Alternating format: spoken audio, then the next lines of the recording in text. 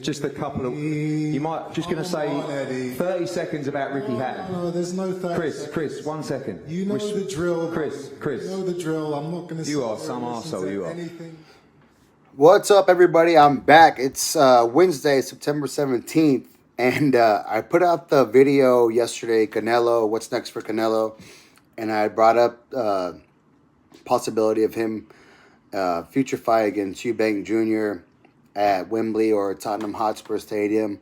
And I put that video out, and I completely forgot that today, that was yesterday, Tuesday, today's Wednesday, that today was the initial press conference for Eubank Jr., Conor Benn 2, and oh my God, I was at work, I'm watching the press conference.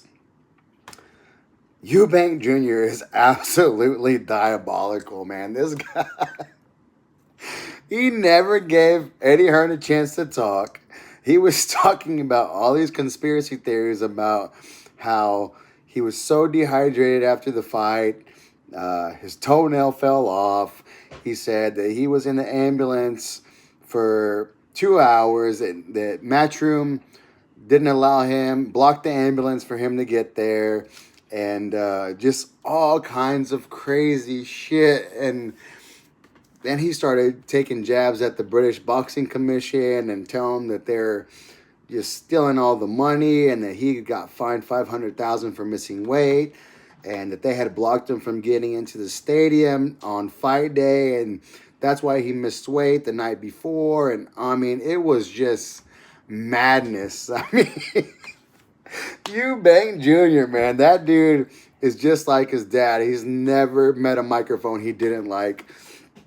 Conor Benn, man, shout out to Conor Benn. He stayed calm, cool, collected. There was a few times where he was trying to speak and Eubank Jr. is trying to interrupt, and Conor Benn is just like, shut up, man. Please, just shut up, man. Like, that's my little British accent. And then it was just wild, dude. It was so wild, that whole entire press conference.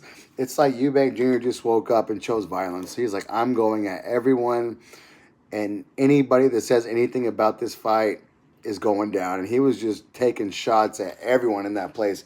Eddie Hearn, fucking, he even went at Nigel Benn. Nigel Benn was talking about how he kind of knew his son was going to lose that fight because he wasn't sticking to anything that they worked in the entire training camp leading up to that fight. Conor Benn, if anybody watched that fight, he did rock Eubank Jr. multiple times in that fight. And Conor Benn even said that he just wanted to take his head off. There was so much animosity built up in that fight that it was a legit hatred. Like, they hate each other. And Conor Benn just wanted to hurt him and take him out. But you have to give a shout out to Eubank Jr. because he did get rocked and wobbled at least 3 or 4 times in that fight. He didn't go down, and he found a way to win. I mean, you have to give him that. Like, he found a way to win that fight. But Conor Benn was saying how, the very next Monday he was in the gym while Eubank was still in the hospital sipping his food through a straw. And that this fight was supposed to be made in September. He was saying that Eubank Jr. was being unprofessional and didn't want to fight in September, and then they postponed it, and that's why it's happening in November. Nigel Benn was saying that even though he was disappointed and he knew that his son was going to lose that fight, that he was happy at least that he went the full 12, especially coming from 47 to 60. That's a big jump. I like the banter between Conor Benn and Nigel Benn, because Nigel Benn said that the next day or 2 days later, I guess they had worked out and they were getting into the sauna, and that he was giving Conor Benn shit, and he called him a loser, and they were just both joking, like laughing about it, and that Conor Benn told his dad, well, if you would have taken care of business the first 2 times, I wouldn't have to do this shit. And that was just funny to me, man. Like, that father-son bond between them is like, it's something beautiful to see, and that they can joke around about losses back and forth. that was nice, man. That was really really good to see between them two. But on the other side, Eubank Senior wasn't there, but man, Eubank Junior was just like I said, man. He was just ripping on everyone, and Eddie Hearn was clowning him about the toenail thing. He said he was so dehydrated that his toenail fell off, and then making all these other accusations. And then you could see Eddie Hearn trying to bait him into saying that matchroom boxing prevented him from leaving the stadium. And Eubank caught on. He was like, "Oh, you just want me to say it because you want an opportunity to sue me," and saying that Matchroom was fully responsible for me not being able to get to the hospital on time.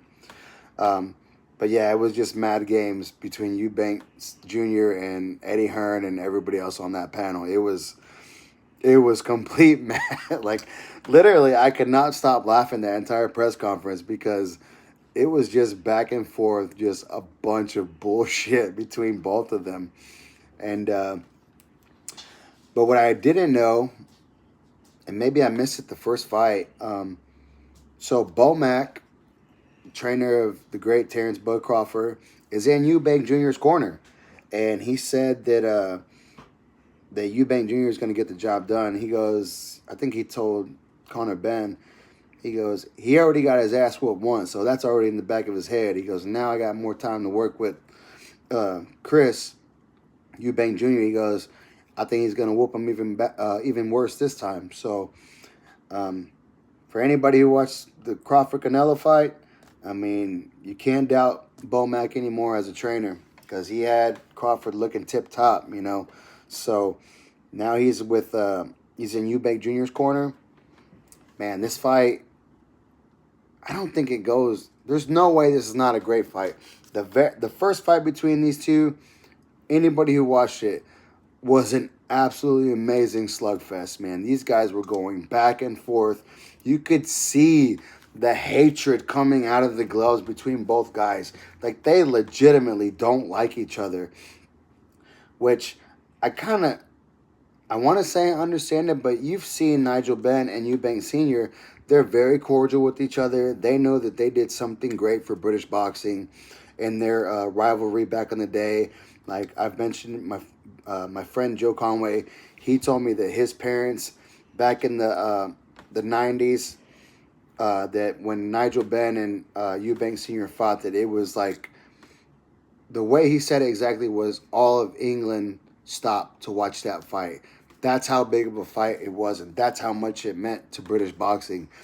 But these guys have reconciled. Like, they're cool and cordial, but their kids, their sons, they like revamped that rivalry because they fucking hate each other.